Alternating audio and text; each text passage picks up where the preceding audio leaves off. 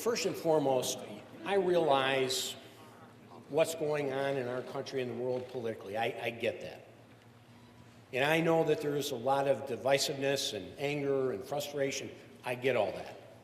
But what I'm going to try to implore all my colleagues here in the State Assembly, can't control what goes in the State Senate or in the second floor.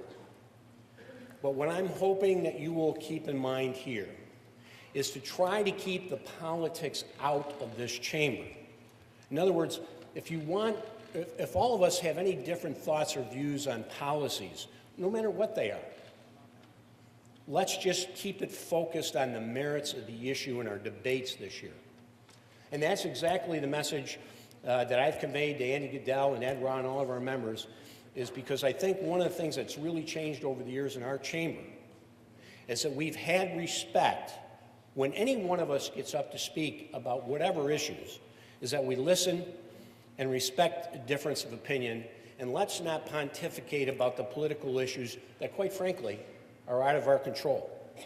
The only thing the state legislature has in control is what we get to vote on, whether it's the budget or different pieces of legislation moving forward. Because that's always been my focus as a member and as leader of our conference.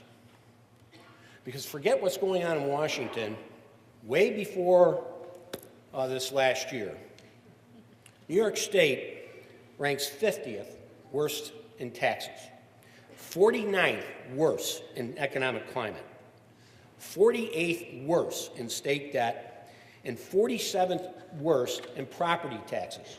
Those are not the result of what's going on or will go on in Washington. Those are the things that we control in our hands and votes. Yes, we have a deficit. We're going to have to deal with it.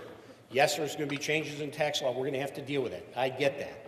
And I have the full trust and confidence that the men and women in this chamber and hopefully down the hall will bring their best to focus on real solutions and not real politics. The MTA is a disaster. I don't live in the MTA region, but I was down there this year. I was on the subways. The constituents that many of you represent in the MTA region, it's awful to have us acknowledge that it's okay to have the summer of hell for the commuters and the tourists in our visiting our state. It's reprehensible.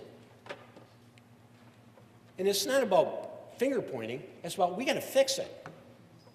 Our economy's at stake.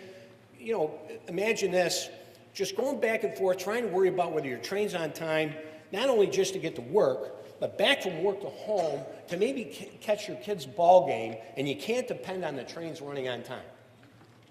That's terrible.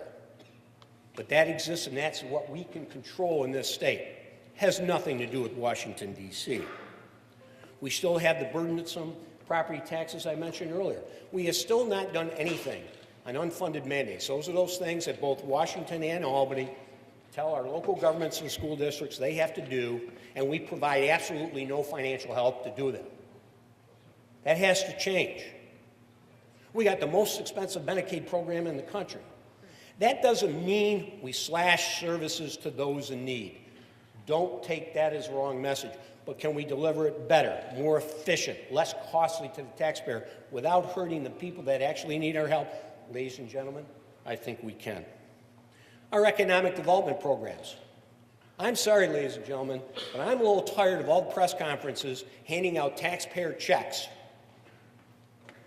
without transparency and accountability whether these programs are even working. We're talking billions of dollars that is being spent with no accountability, no transparency.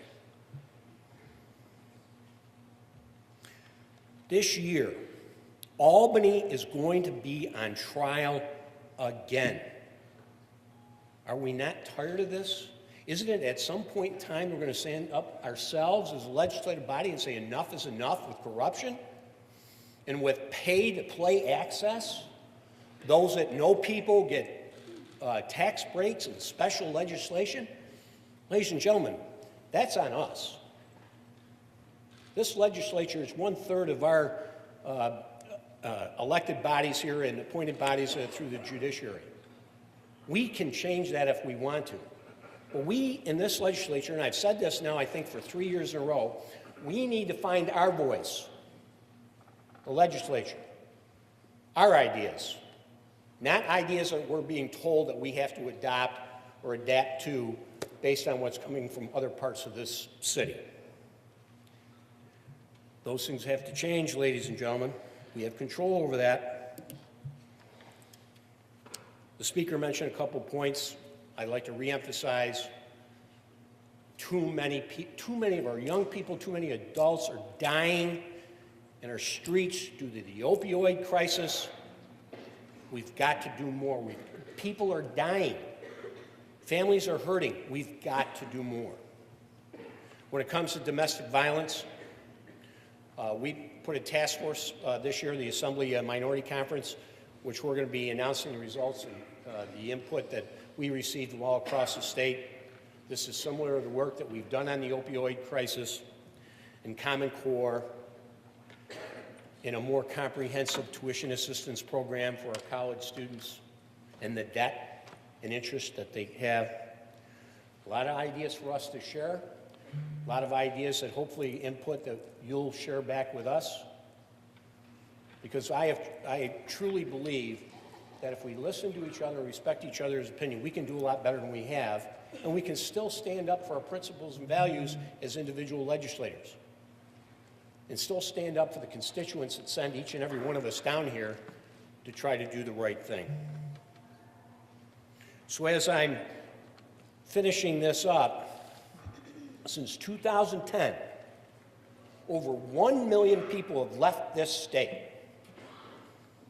Over 1 million people have left this state. That has nothing to do with Washington, D.C. That's right here on us. 60 out of 62 counties in this state have lost population. That's why we're losing congressional representation, which is why we're losing influence down the ocean. That's on us, ladies and gentlemen. And that's what we can change if we work together. And that's what I want to close with, is that I appreciate the public service that each and every one of the men and women on both sides of this aisle commit to the state. All of the folks that work with us and for us, and the staff on both sides throughout the year, it's a special place. It really is. We have our ups and downs, we have our disagreements, but we can do better if we work together and listen to each other and respect each other. So I implore all of us to do just that moving forward. And last but not least,